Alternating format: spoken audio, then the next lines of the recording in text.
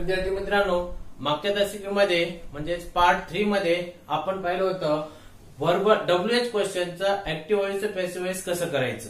आणि आता आपण या तासिकेमध्ये म्हणजे पार्ट 4 मध्ये आपण पाहणार आहोत passive voice of imperative sentence, आज्ञार्थी वाक्याचं पॅसिव्ह व्हॉइस कसं करायचं. आता पहा, imperative sentence it's called in Marathi आज्ञार्थी वाक्य. आता आज्ञार्थी वाक्य म्हणजे काय, त्याची डेफिनेशन दिली पहा. A sentence which expresses order or request or advice is called as imperative sentence. into Marathi, ज्या वाक्यातून आज्ञा किंवा विनंती किंवा सल्ला किंवा धमकी व्यक्त केली जात असेल त्या वाक्यास आज्ञार्थी वाक्य असे म्हणतात. आता आज्ञार्थी वाक्याचे काही खास वैशिष्ट्य आहेत पहा. आज्ञार्थी वाक्याची सुरुवात ही मुख्य क्रियापदाने किंवा प्लीजने किंवा लेटने किंवा डोंटने होते. आज्ञार्थी वाक्याची सुरुवात कशा होते? मुख्य क्रियापदाने, प्लीजने, लेटने किंवा डोंटने यापैकीच एखाद्या शब्दाने आज्ञार्थी वाक्याची सुरुवात होते आणि त्या वाक्यातून आज्ञा, विनंती, सल्ला किंवा एखादी धमकी सुद्धा त्या वाक्यातून दिली जाते. आणि आता आपल्याला आज्ञार्थी वाक्याचे एक्झाम्पल्स पाहिजेत पहा. त्या ठिकाणी आज्ञार्थी वाक्याचे तुम्हाला 4 एक्झाम्पल दिलेत पहा. Read the story लाऊडली. It's meaning Marathi, story जोराने वाचा. एखाद्या शिक्षकाने विद्यार्थ्याला दिलेली ती एक ऑर्डर असू शकते, आज्ञा असू शकते आणि ह्या वाक्याची सुरुवात वर्बने झालेली आहे आणि या वाक्यातून आज्ञा व्यक्त केली गेलेली आहे म्हणून हे वाक्य आज्ञार्थी वाक्य असतं. आता पहा, आता दुसरं वाक्य, please give me your pen. कृपया मला तुमची पेन द्या. त्या वाक्याची सुरुवात प्लीजने झाली म्हणजे हे वाक्य आज्ञार्थीच आहे. या वाक्यातून विनंती व्यक्त झालेली आहे म्हणून हे वाक्य आज्ञार्थी आहे. आणि त्यानंतर ओबे युअर पॅरेंट्स. तुम्ही तुमच्या आई वडिलांचं आज्ञा पाळा. आता या वाक्यातून वाक्याची सुरुवात ओबेने झाली म्हणजे वर्बने झाली म्हणजेच ते वाक्य आणि त्या वाक्यातून विनंती व्यक्त केली जात आहे, ऍडवाइस व्यक्त केला जातोय. प्लीज ओबे युअर पॅरेंट्स. ऍडवाइस म्हणजे सल्ला व्यक्त केला गेलेला आहे म्हणून ते वाक्य आज्ञार्थी वाक्य म्हणून ओळखलं जातं. आणि चौथा आहे डोंट टीज माय डॉग. माझ्या कुत्र्याला चिडवू नका. म्हणजेच हे वाक्य डोंटने सुरुवात झालेलं आहे म्हणजेच हे वाक्य सुद्धा आणि या वाक्यातून धमकी व्यक्त केलेली आहे म्हणजे हे वाक्य सुद्धा आज्ञार्थी वाक्य आहे. म्हणजेच आज्ञार्थी वाक्यामधून आज्ञा, विनंती, सल्ला किंवा एखादी धमकी किंवा एखादी चेतावणी दिली जाऊ शकते. मग आता अशा वाक्याचं आपल्याला पॅसिव्ह व्हॉइस कसं करायचंय? या पॅसिव्ह व्हॉइस करण्यासाठी आपण या आज्ञार्थी वाक्याचे पॅसिव्ह व्हॉइस करताना त्याचे 3 भाग पाळलेले आहेत. आता 3 भाग म्हणजे कोणकोणते खाली दिलेत पहा. पहिला भाग इम्पेरेटिव्ह सेंटेन्स ऑफ ऑर्डर म्हणजे आज्ञा व्यक्त करणारं आज्ञार्थी वाक्य. त्यानंतर इम्पेरेटिव्ह सेंटेन्स ऑफ रिक्वेस्ट विनंती व्यक्त करणारं आज्ञार्थी वाक्य. आणि तिसरा आहे इम्पेरेटिव्ह सेंटेन्स ऑफ ऍडवाइस सल्ला व्यक्त करणारं आज्ञार्थी वाक्य. असे 3 भाग करून आपण त्याचं पॅसिव्ह व्हॉइस कसं करायचं हे अगदी सोप्या पद्धतीनं जाणून घेणार आहोत. आता पहिलं पाहूया आपण इम्पेरेटिव्ह सेंटेन्स ऑफ ऑर्डर आज्ञा देणारं आज्ञार्थी वाक्य. आता पहा, असं वाक्य कसं असतं पहा. अशी वाक्य आज्ञा व्यक्त करतात म्हणजे इम्पेरेटिव्ह सेंटेन्स ऑफ ऑर्डर या वाक्यातून आज्ञा व्यक्त केली जाते व प्रामुख्याने मुख्य क्रियापदाने अशा वाक्याची सुरुवात झालेली असते. मग आता अशा वाक्याचे पॅसिव्ह व्हॉइस करताना त्याचे 2 रूल तुम्हाला खाली दिलेत पहा. पहिला रूल आहे वाक्याची सुरुवात पॅसिव्ह व्हॉइस करताना वाक्याची सुरुवात लेटने करावी. वाक्याची सुरुवात लेटने करावी आणि लेटने करून त्यापुढे दिलेल्या वाक्यातील कर्म घ्यावे, ऑब्जेक्ट घ्यायचे. लेटने सुरुवात करायची त्यानंतर ऑब्जेक्ट घ्यायचं. त्यानंतर दुसरा नियम कर्मानंतर म्हणजे ऑब्जेक्ट नंतर डीई बी घेऊन त्यापुढे मुख्य क्रियापदाचे तिसरे रूप घ्यावे आणि तिसऱ्या रूपानंतर जर दिलेल्या वाक्यात कॉम्प्लिमेंट आलेला असेल तर ते तिसऱ्या रूपाच्या नंतर तो पूरक शब्द घ्यायचा. अशा पद्धतीनं रूल्स आहे, त्यांचा फॉर्म्युला दिलाय पहा. सुरुवातीला लेट, त्यानंतर ऑब्जेक्ट, त्यानंतर बी, त्यानंतर वर्बचं तिसरं रूप म्हणजे पास्ट पार्टिसिपल आणि त्यानंतर कॉम्प्लिमेंट असा फॉर्म्युला आहे. आणि ह्या फॉर्म्युल्यानुसार आपल्याला खाली 3 एक्झाम्पल दिले आहेत ते एक्झाम्पल करून पाहायचे. आता पहा, पहिलं वाक्य आहे कॉल द पोलीस. आता हे वाक्य आज्ञार्थी वाक्याचं आहे का पाहण्यासाठी काय करायचंय, त्या वाक्याची सुरुवात कशाने झाली पहा. Call it is verb. कशाने सुरुवात झाली? वर्बने सुरुवात झाली आणि शेवटी फुल स्टॉप आलेला आहे म्हणजे एखाद्या वाक्याची सुरुवात क्रियापदाने झाली असेल आणि शेवटी पूर्णविराम आलेला असेल तर ते वाक्य डेफिनेटली आज्ञार्थी असतं. आणि त्या वाक्यातून काय व्यक्त केली? कॉल द पोलीस आज्ञा व्यक्त केलेली आहे म्हणून त्या वाक्याची सुरुवात आपल्याला पॅसिव्हाइज करते वेळेस लेटने करायची. लेट, त्यानंतर ऑब्जेक्ट, काय ऑब्जेक्ट? द पोलीस, त्यानंतर घ्यायचे बी, त्यानंतर घ्यायचे क्रियापदाचं तिसरं रूप. आता क्रियापद वाक्याच्या सुरुवातीला असतं कॉल, त्याचं तिसरं रूप कॉल.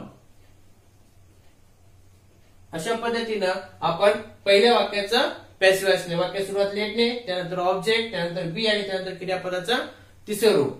आता इथे तुम्हाला दुसरं वाक्य दिलंय पहा, inform your friend of the accident. म्हणजे त्या ऍक्सिडेंट बद्दल तुमच्या मित्राला कळवा.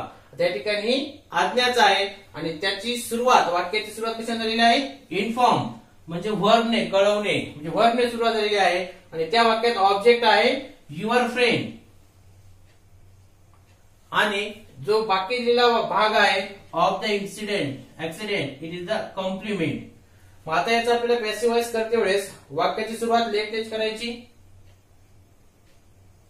लेट, त्यानंतर वाक्यातील ऑब्जेक्ट कोणता आहे? युअर फ्रेंड,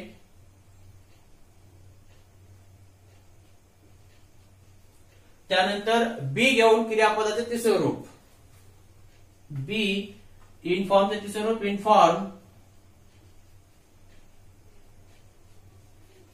आणि त्यानंतर वाक्यातील कॉम्प्लिमेंट ऑफ द ऍक्सिडेंट.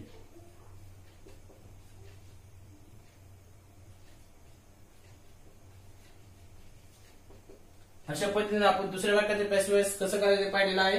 आता तिसरं वाक्य ओपन द विंडो, या वाक्यातील वर्ब वाक्याच्या सुरुवातीला झाले ओपन आणि ऑब्जेक्ट आहे द विंडो.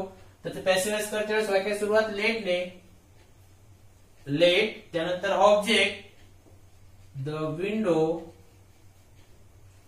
त्यानंतर बी घ्यायचंय आणि त्यानंतर क्रियापदाचं तिसरं रूप ओपनचं ओपन.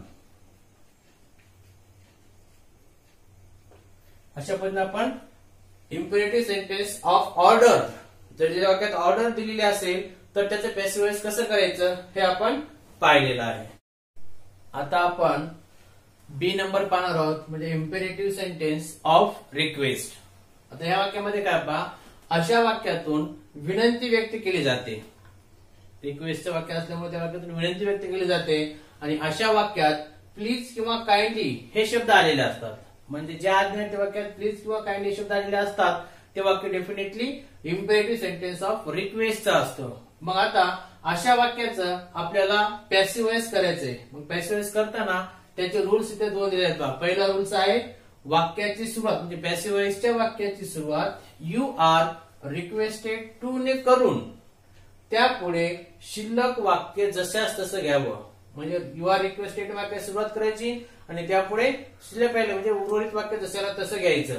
त्यानंतर दुसरा रूल्स आहे दिलेल्या वाक्यात, म्हणजे दिलेल्या इम्पेरेटिव्ह सेंटेन्स ऑफ रिक्वेस्टच्या वाक्यात आलेले प्लीज किंवा काइंडली हे शब्द काढून टाकावेत आणि हे शब्द काढून जे शिल्लक राहिलेला वाक्याचा भाग आहे तो वाक्याचा भाग यू आर रिक्वेस्टेड टू च्या पुढे घ्यावा.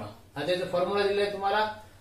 वाक्याची सुरुवात यू आर रिक्वेस्टेड टू आणि त्यापुढे plus remaining sentence. You are requested to का केलेला आहे?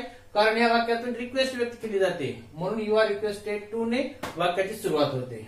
आता याचे एक्झाम्पल्स घेऊया. पहा examples, please give me my book, कृपया मला माझे पुस्तक द्या. It is a request because it begins with please. Please ने सुरुवात झाली ते वाक्य रिक्वेस्ट आहे. आता त्याचा आपल्याला पॅसिव्हाइज करायचं असेल तर वाक्याची सुरुवात कशाने होणार? You are requested to.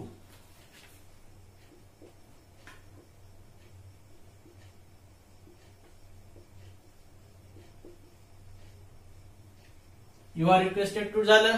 त्यानंतर वाक्यात प्लीज किंवा काइंडली हा शब्द आला असेल तर तो शब्द काढून टाकायचा. म्हणजे इथं प्लीज हा शब्द आलेला आहे तो शब्द घ्यायचा नाही. मग बाकी शिल्लक राहिलेलं वाक्य याच्या पुढे घ्यायचं. कोण राहिले? Give me my book.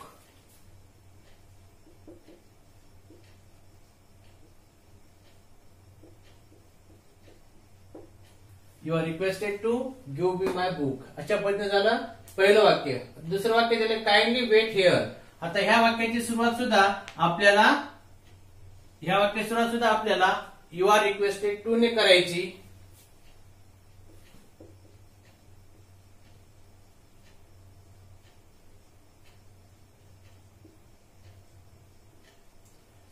आणि त्यानंतर काइंडली किंवा प्लीज हा शब्द आला असेल तो काढून टाकायचा आहे.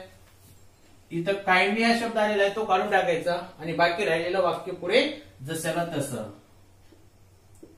Weight here, you are requested to wait here. आणि तिसरं वाक्य दिलं पहा, रीड फॉर मी प्लीज. आता या वाक्यात प्लीज हा शब्द शेवटी आलेला आहे. वाक्यात कुठे जरी शब्द प्लीज किंवा काइंडली आले असतील तर ते वाक्य इम्पेरेटिव्ह सेंटेन्स ऑफ रिक्वेस्टचं असतं आणि त्याची सुरुवातच पॅसिव्ह वॉइस करते वेळेस यू आर रिक्वेस्टेड ने करायची. You are requested to please हा शब्द काढून टाकायचा आणि बाकी राहिलेला वाक्याचा भाग जशाला तसं घ्यायचा. कोणता राहिलाय, रीड फॉर मी.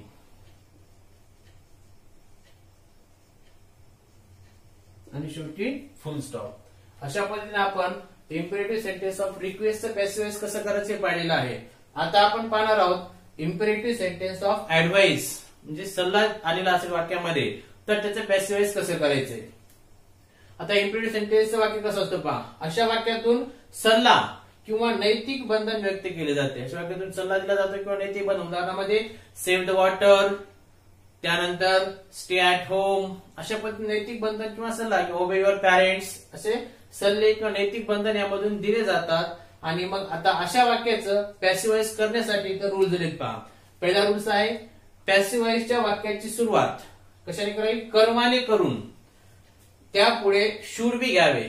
म्हणजे पॅसिव्ह वॉइसच्या वाक्याची सुरुवात कर्माने करायची, त्यानंतर शुड बी घ्यायचं. आणि दुसरा नियम आहे, त्यानंतर म्हणजे शुड बी नंतर मुख्य क्रियापदाचे तिसरे रूप घेऊन त्यापुढे पूरक शब्द घ्यावेत. म्हणजे पूरक शब्द म्हणजे कॉम्प्लिमेंट आले असेल तर ते घ्यायचे, नसेल तर घ्यायची गरज नाही. त्याचा फॉर्म्युला दिला पहा, वाक्याची सुरुवात ऑब्जेक्टने, त्यानंतर शुड बी, त्यानंतर V3 म्हणजे past participle of the verb, त्यानंतर कॉम्प्लिमेंट. आता आपण याचे एक्झाम्पल्स पाहूया. इथं ओबे युअर टीचर्स. आता या वाक्यातून नैतिक बंधन दिलंय, ओबे युअर टीचर्स, तुम्ही तुमच्या शिक्षकाचे आज्ञा पाळा. हे नैतिक बंधन किंवा सल्ला आहे. आता ती आज्ञा पाळायची का न पाळायची विद्यार्थ्यावर डिपेंड असतं, म्हणून त्या ठिकाणी नैतिक बंधन किंवा सल्ला म्हणून जातो. उदाहरणामध्ये इथं सेव्ह द वॉटर दिले. Save the water it is advice because it depends on the action by doer. ती संपूर्ण ऍक्शन त्या डुअरवर डिपेंड असते, करायची की नाही त्याच्या कर्त्यावर डिपेंड असतं, म्हणून ते नैतिक बंधन किंवा सल्ला असतात. आपण याचं पॅसिव्ह वॉइस पाहूया. ओबे युअर टीचर्स या वाक्यातील वर्ब आहे ओबे आणि वाक्यातील ऑब्जेक्ट आहे युअर टीचर्स. मग आता आपल्याला याचं पॅसिव्ह वॉइस करायचं असेल तर वाक्याची सुरुवात ऑब्जेक्टने करायची.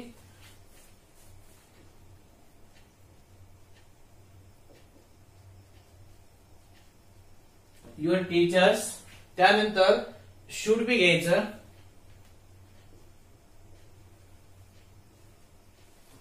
शुड बी नंतर V3 म्हणजे क्रियापदाचं तिसरं रूप, ओबेचं ओबेड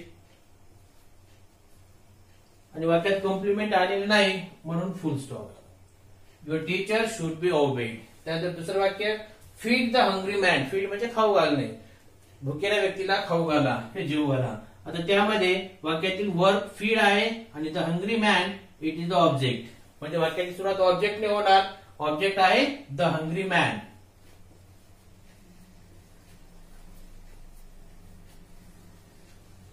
त्यानंतर वाक्यातील त्यानंतर ऑब्जेक्ट नंतर शुड बी घ्यायचं.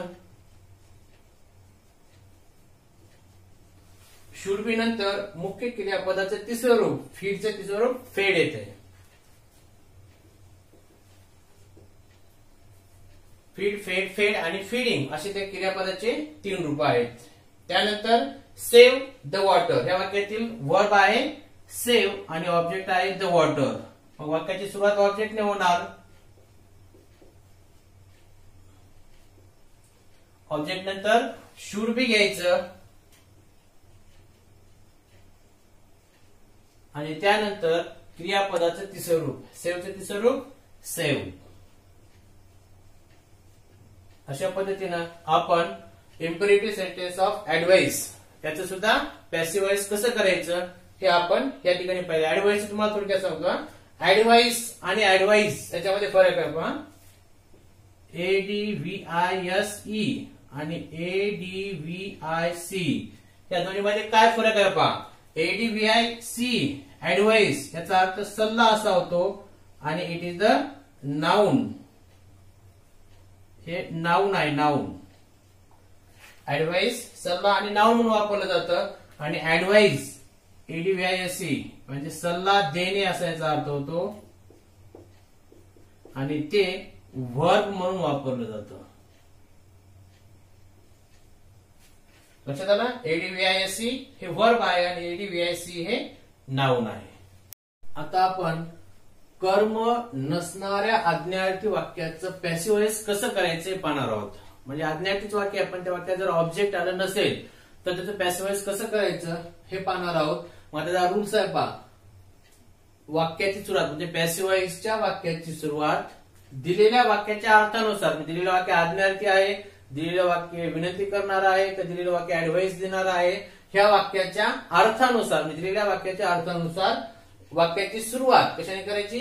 यू आर रिक्वेस्टेड टू किंवा म्हणजे दिलेलं वाक्य जर विनंती करणार असेल तर यू आर रिक्वेस्टेड टू किंवा यू आर ऑर्डर टू म्हणजे दिलेल्या वाक्यात आज्ञा दिली असेल तर you are order to. You are advised to दिलेल्या वाक्यात जर सल्ला दिला असेल तर त्या वाक्यात advice to you are advice to ने सुरुवात करायची आणि यू आर सजेस्टेड टू म्हणजे दिलेल्या वाक्यात काही सूचना दिल्या असतील तर त्यावेळेस त्या वाक्याची सुरुवात यू आर सजेस्टेड टू ने करावी. म्हणजे इत्यादीपैकी एखादी वाक्याची सुरुवात करावी. त्यानंतर त्यापुढे दिलेले वाक्य जशास तसे घ्यावे. आता याचे एक्झाम्पल आपण ते एक्झाम्पल सोडून पाहूया. आता पहिल्या वाक्यात कम हिअर इकडे ये. It is request. It is त्याच्या वाक्याच्या ते वाक्य तुम्हाला पॅसेज मध्ये येणार आहे. त्या पॅसेज मधल्या वाक्यातून काय अर्थ एक्सप्रेस आहे की विनंती आहे का सल्ला आहे का आज्ञा आहे तुम्हाला लक्षात येईल. कम हिअर आपण ते रिक्वेस्ट समजूया म्हणून त्याची सुरुवात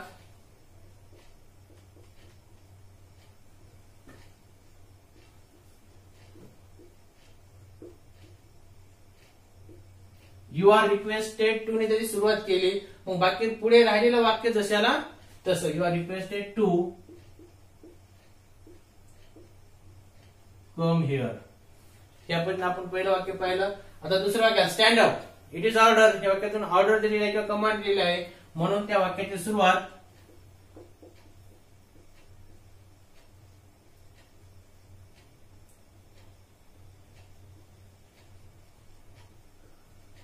वाक्य सुरुवात केली आपण यू आर ऑर्डर टू आणि पुढे राहिलेलं वाक्य जशाला तसं स्टँड अप. आता हे वाक्य स्टँड अप हे वाक्य आज्ञार्थी आहे पण या वाक्यात ऑब्जेक्ट आलेलं नाही म्हणून आपल्याला ह्या पद्धतीने वाक्य करत आहोत. फक्त स्टँड अप इट इज वर्बच आलेला आहे म्हणून त्या वाक्यात ऑब्जेक्ट आलेलं नाही आणि ऑब्जेक्ट आलेले नसल्यामुळं आपण अशा पद्धतीने वाक्याची सुरुवात करून ते वाक्य पॅसिव्ह वॉइस करत आहोत. आता वॉक स्लोली ह्या वाक्यात ऑब्जेक्टच आलेले नाही. वॉक हे वर्ब आहे आणि स्लोली हे ऍडवर्ब आहे म्हणजे त्या वाक्यात ऑब्जेक्ट आलेले नाही. आता वॉक स्लोली हळू चाला. इट इज ऍडवाइस सल्ला असू शकतो म्हणून वाक्याची सुरुवात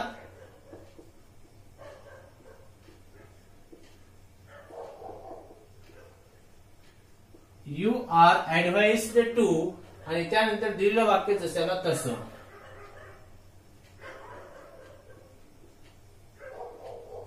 वॉक स्लोली. त्यानंतर चौथं वाक्य दिलं स्टे होम. तर स्टे होम घरीच राहा. इट इज सजेशन सूचना आहे आपल्यासाठी म्हणून त्या वाक्याची सुरुवात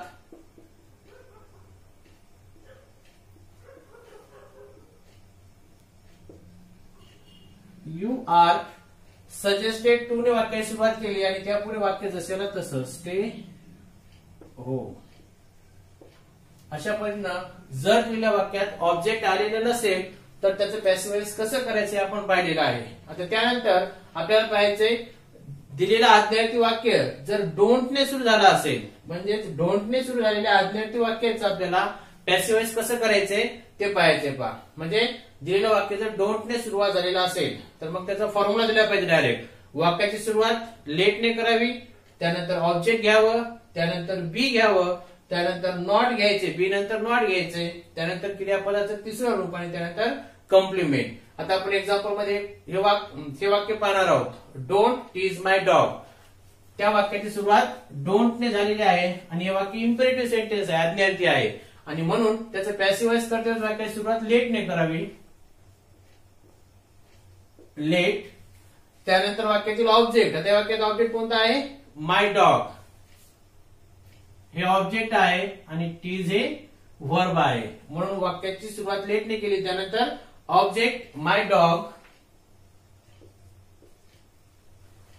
त्यानंतर बी घ्यायचंय, लेट माय डॉग बी. त्यानंतर नॉट घ्यायचे. नॉट का घ्यायचे? कारण डोंट साठी इथं नॉट आपल्याला घ्यावं लागणार आहे नकार घेण्यासाठी, म्हणून बी नॉट. त्यानंतर क्रियापदाचं तिसरं रूप टीजचं टीज्ड आणि त्यानंतर कॉम्प्लिमेंट आला असेल तर घ्यायचंय, नसेल तर घ्यायची गरज नाही. म्हणून वाक्य let my dog be not teased अशा पद्धतीने होणार. मला दुसरं वाक्य पहा, don't make noise in the class. त्या वाक्यामध्ये डोंट ने सुरुवात झालेला आहे आणि वाक्य मेक ए वर्ब आहे आणि वाक्यात नॉईज हे ऑब्जेक्ट आहे आणि इन द क्लास हे कॉम्प्लिमेंट आहे. आता डोंटचं वाक्य आहे आणि त्याचा आपल्याला पॅसिव्ह वॉइस करायचं म्हणजे वाक्याची सुरुवात लेट ने करायची. लेट. त्यानंतर वाक्यातील ऑब्जेक्ट, ऑब्जेक्ट कोणता आहे? नॉईज. त्यानंतर बी घ्यायचे, बी नंतर नॉट. त्यानंतर क्रियापदाचं तिसरं रूप, क्रियापद कोणतं आहे? मेक. मेकचं तिसरं रूप made. Let noise be not made. मेकचं तिसरं रूप मेड घेतलं. त्यानंतर आपल्याला कॉम्प्लिमेंट आलेल्या वाक्यात पण कॉम्प्लिमेंट वाक्याच्या शेवटी घ्यायचे क्रियापदानंतर in the class. Let noise be not made in the class. अशा पद्धतीनं आपण डोंटचं वाक्य आलं असेल तर त्याचं पॅसिव्ह वॉइस कसं करायचं पाहिजे. डोंटचं वाक्य आलं असेल तर पॅसिव्ह वॉइस करते वेळेस त्या वाक्यात डोंट येत नाही, त्या डोंट साठी इथं आपण नॉट घेतलेला आहे. आता त्यानंतर आपल्याला पाहिजे जर दिलेलं आज्ञार्थी वाक्य लेटने सुरुवात झाला असेल तर लेटच्या वाक्याचं पॅसिव्ह वॉइस कसं करायचं याचा फॉर्म्युला तुम्हाला दिलेला आहे पाहिजे. वाक्याची सुरुवात लेटनेच करायची. त्यानंतर त्या वाक्यातील ऑब्जेक्ट घ्यायचं, त्यानंतर बी घ्यायचं, त्यानंतर क्रियापदाचं तिसरं रूप घ्यायचं, त्यानंतर बाय घ्यायचं आणि नंतर सब्जेक्ट घ्यायचं. तर बाय आणि सब्जेक्ट काय येतं आज्ञार्थी वाक्यात? कारण या लेटच्या वाक्यामध्ये कर्ता दिलेला असतो म्हणून बाय आणि सब्जेक्ट घ्यायचं. आता बाय वाक्यात एक्झाम्पल मध्ये लेटस रिवॉर्ड अवर एम्प्लॉईज. ह्या वाक्यातील let us it is the us हे वाक्यातील सब्जेक्ट आहे, द्वितीय विभक्तीमध्ये आलेले ते सब्जेक्ट आहे. त्यानंतर त्या वाक्यातील वर्ब रिवॉर्ड आणि त्यानंतर त्या वाक्यातील ऑब्जेक्ट आहे अवर एम्प्लॉईज. मग आता याचं पॅसिव्ह वॉइस करते वेळेस वाक्याची सुरुवात कशाने करायची? लेटनेच. लेट. त्यानंतर वाक्यातील ऑब्जेक्ट, ऑब्जेक्ट काय आहे? Our employees.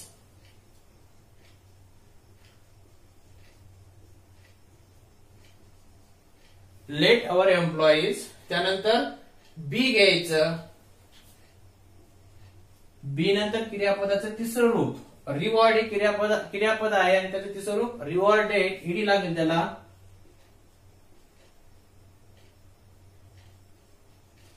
आणि त्यानंतर बाय घ्यायचंय आणि वाक्यातील कर्ता इथं द्वितीय विभक्तीमध्ये चाललेला असतो म्हणून इथे आपल्याला तो जसाला तसा घ्यायचा आहे, बाय अस. Full stop. अशा पद्धतीने आपण लेटच्या वाक्याचे पॅसिव्ह वॉइस कसं करायचं हे आपण पहिलं वाक्य पाहिलं. आता दुसरं वाक्य पाहूया. Let Srinath coach the fast bowler. आता वाक्यातील सब्जेक्ट आहे श्रीनाथ, वाक्यातील वर्ब आहे कोच आणि द फास्ट बॉलर हे वाक्यातील ऑब्जेक्ट आहे. मग वाक्याची सुरुवात लेटने करायची. लेट नंतर ऑब्जेक्ट घ्यायचा, ऑब्जेक्ट कोणता आहे? The fast bowler.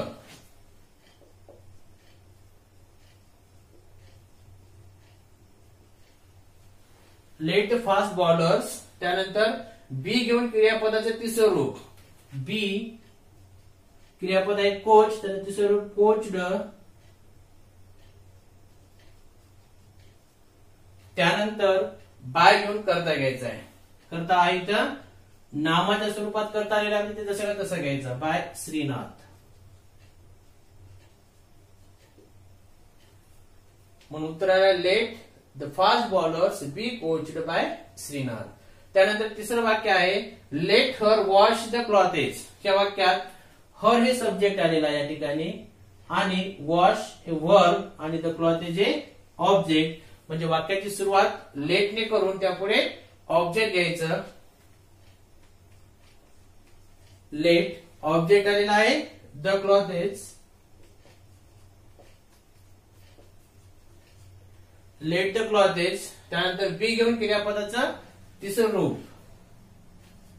Be wash आणि त्यानंतर बाय घेऊन करता येते द्वितीय विभक्ती दिलेला आहे तो दुसरा तसा bye her.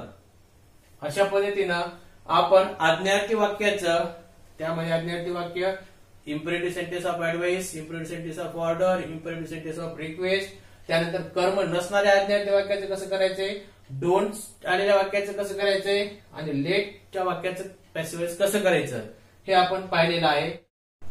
Now friends, we are going to learn the how to make passive voice of negative sentence. नकारार्थी वाक्याचे पॅसिव्ह वॉइस कसं करायचं हे आता आपण शिकणार आहोत. आता नकारार्थी वाक्य म्हणजे दिलेल्या वाक्यामध्ये हेल्पिंग वर्ब नंतर नॉट आलेलं असतं. उदाहरणामध्ये she does not read the newspaper, म्हणजे या ठिकाणी हेल्पिंग वर्ब डज आलेला आहे त्यानंतर नॉट आलेला आहे म्हणजे ते वाक्य निगेटिव्ह आहे. उदाहरणामध्ये आणखी एक पाहिलं तर they do not complete their homework, या ठिकाणी डू नंतर नॉट आलेला आहे म्हणजे त्या वाक्यात निगेशन आलेलं आहे, नकारदर्शक शब्द नॉट आलेला आहे म्हणून ते वाक्य नकारार्थी. मग आता अशा वाक्यात आपल्याला पॅसिव्ह वॉइस करायचं असेल तर काय करायचे, तिथे 3 रूल्स दिलेले आहेत पहा. पहिला रूल्स आहे जर दिलेल्या वाक्यात डू नॉट किंवा डोंट किंवा डझंट किंवा डज नॉट हे सहाय्यकारी क्रियापद आले असतील तर त्याचे पॅसिव्ह वॉइस करताना पॅसिव्ह वॉइस मध्ये त्या जागी म्हणजे डू नॉट किंवा डज नॉटच्या जागी एम इज आर यापैकी योग्य ते सहाय्यकारी क्रियापद घेऊन त्यापुढे नॉट हे सहाय्यकारी क्रियापद नॉट वापरावे. त्यानंतर दुसरा नियम आहे जर दिलेल्या वाक्यात डिडंट किंवा डिड नॉट आले असेल तर ते काढून त्या जागी वॉज किंवा वेअर नॉट हे सहाय्यकारी क्रियापद वापरावे. त्यानंतर तिसरा नियम आता डू डज डीड हे सोडून जर दिलेल्या वाक्यात नॉट पूर्वी नॉटच्या अगोदर इतर सहाय्यकारी क्रियापद आलेले असतील, इतर म्हणजे कोणती डोंट डू डज डीड हे सोडून दुसरे कोणतेही सहाय्यकारी क्रियापद आले असतील तर ती तशीच ठेवावी म्हणजे ते सहाय्यकारी क्रियापद बदलणार नाहीत. फक्त डू डज आणि डीड ही सहाय्यकारी क्रियापद आली असतील तरच ते बदलायची आणि इतर सहाय्यकारी क्रियापद आली तर ते बदलायची नाही. फक्त काय बदलायचं त्याचं फक्त त्यांच्या वचनात बदल करायचा. म्हणजे एक वचनी असेल तर एखाद्या वेळेस कर्मानुसार अनेक वचन करायचं. उदाहरणामध्ये वाक्यात इज आला असेल आणि कर्म जर अनेक वचने असेल तर त्या जागी आर वापरायचं. म्हणजे फक्त त्या सहाय्यकारी क्रियापदाच्या वचनात बदल होतो, बाकी सहाय्यकारी क्रियापद जसेला तसे राहतात. आता आपण प्रत्यक्ष एक्झाम्पल पाहूया. She does not read a newspaper. In that sentence there is read verb. Read हे वर्ब आहे आणि त्या वर्बला व्हॉट प्रश्न विचारला व्हॉट रीड त्याचं येणारे उत्तर आहे ते ऑब्जेक्ट असतं.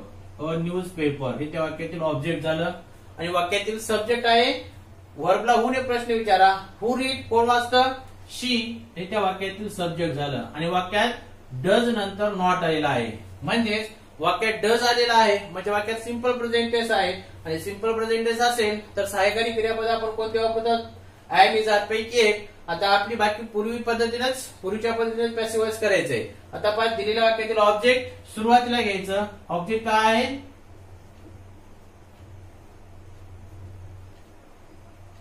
अ न्यूजपेपर. त्यानंतर a newspaper it is singular noun object so we can take from am is are is. Am is are पैकी आपण इज घेऊ शकतो कारण एक वचनी असल्यामुळं. A newspaper is. त्यानंतर नॉट घ्यायचं.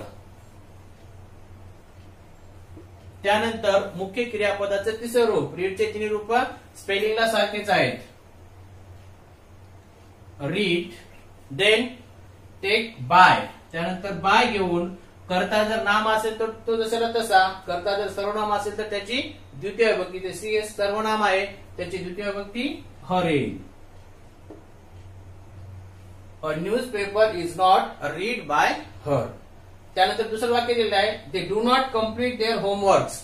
त्या वाक्यात कम्प्लीट हे वर्ब आहे, देअर होमवर्क हे ऑब्जेक्ट आहे, वाक्यात डू आलेला आहे. डू आले म्हणजे सिंपल प्रेझेंट टेन्स आलेला आहे.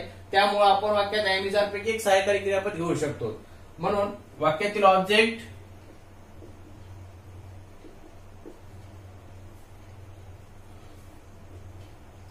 देअर होमवर्क हे त्या वाक्यातील ऑब्जेक्ट झालं.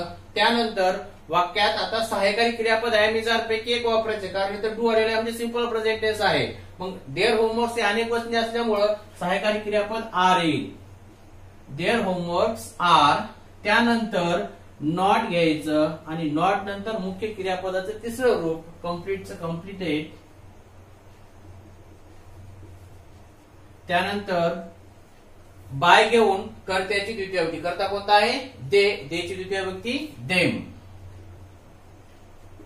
त्यानंतर तिसरे एक्झाम्पल दिले पहा, he did not open the door. ह्या वाक्यात डीड आलेला म्हणजे वाक्यात सिंपल पास्ट टेन्स आहे. म्हणून तुम्हाला दुसरा नियम दिला, जर दिल्या वाक्यात डीड आला असेल तर त्याऐवजी काय वापरायचे? Was your plus not. वाक्यातील ऑब्जेक्ट कोणता आहे? द डोअर, एक वचनी. ते सुरुवातीला दुसऱ्या कसं घ्यायचं? The door. त्यानंतर वॉज युअर पैकी एक वचनी असल्यामुळं काही वॉज येईल. The door was.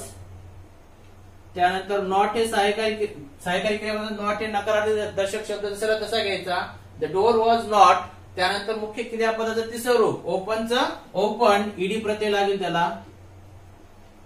त्यानंतर बाय घेऊन वाक्यातील कर्त्याची द्वितीय विभक्ती. कर्ता ही आहे, त्याची द्वितीय विभक्ती हिम.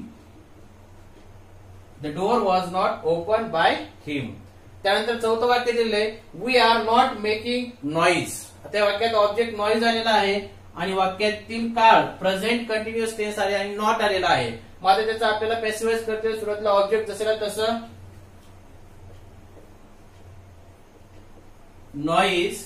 नॉईज एक वचनी असल्यामुळं त्यापुढे एम इज आर पैकी इज हे सहाय्यकारी क्रियापद येईल.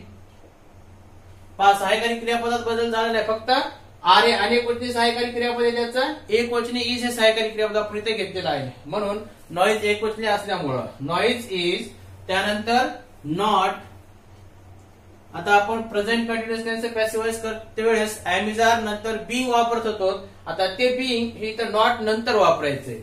Noise is not being. मेकचं तिसरं रूप मेड. त्यानंतर बाय घेऊन कर्त्याची द्वितीय विभक्ती. कर्ता कोणता आहे? वी. वीची द्वितीय विभक्ती अस. त्यानंतर पाचवं वाक्य, the students had not solve yesterday's homework. या वाक्यात एस्टरडेज होमवर्क हे त्या वाक्यातील ऑब्जेक्ट आहे आणि वाक्यातील काळ आहे, हॅड आलेला आहे आणि क्रियापदाचं तिसरं रूप आलेलं म्हणजे सिंपल पास्ट परफेक्ट टेन्स आहे आणि वाक्यात नॉट आलेला आहे. वाक्याच्या सुरुवातीला आपल्याला ऑब्जेक्ट घ्यायचे. ऑब्जेक्ट आहे एस्टरडेज होमवर्क.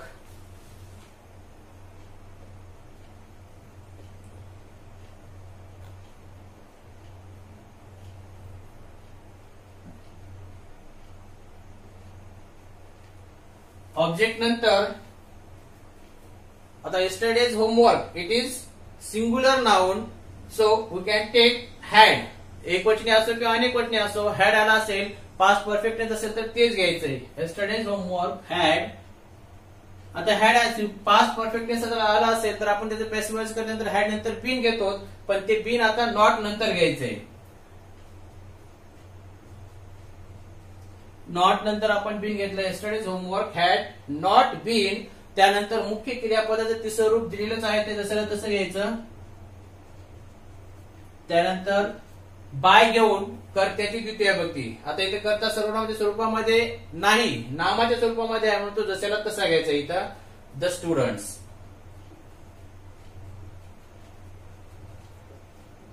त्यानंतर सहावं वाक्य दिले पहा, they can't harm you now. आता या वाक्यात ऑब्जेक्ट आहे यू. आता या ऑब्जेक्टची द्वितीय विभक्ती आहे यू ची. ती आता वाक्याच्या सुरुवातीला आपल्याला पॅसिव्हाइज करते वेळेस सुरुवातीला प्रथम विभक्ती म्हणून घ्यायची आणि प्रथम आणि द्वितीय विभक्ती सारखीच येते त्याची यू. इथं वाक्य करून दाखवतो तुम्हाला समोर.